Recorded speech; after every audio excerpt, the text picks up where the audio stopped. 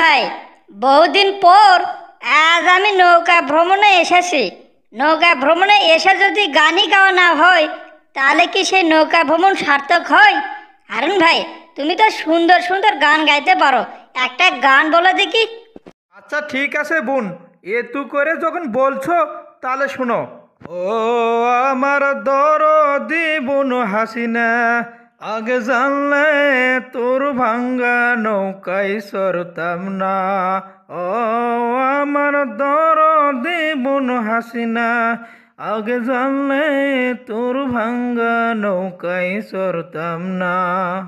ও তোর ভাঙ্গা নৌকায় চড়ে আজ আমি ওইছি বাড়ি সারা, খেয়ে না খেয়ে ঘুরে বেড়াই, দেখার কেউ নাই। ও আমার দরদি বোন হাসিনা, আগে জানলে তোর ভাঙ্গা নৌকায় চড়তাম না। ও আমার দরদি বোন হাসিনা, আগে জানলে তোর ভাঙ্গা নৌকায় চড়তাম না। আরে হারুন ভাই, তোমার সাহস তো কম নয়। আমার সামনে বসে আমারই বিরুদ্ধে গান বলতেছো।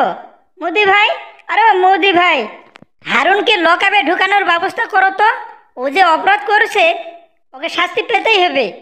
বোন হাসিনা, তুই ভুলে গেছিস এই মুহূর্তে কোনো ক্ষমতা নাই। তুই এখন মোদি ভাইয়ের উপর নির্ভরশীল।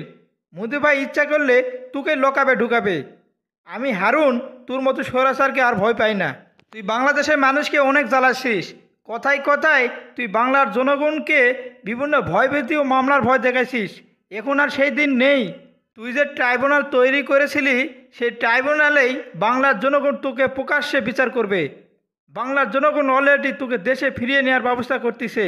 যদি বাঁচতে চাস, এখনো সময় আছে, বাইরে অবাধে না ঘুরে গিয়ে বন্দি হয়ে থাক।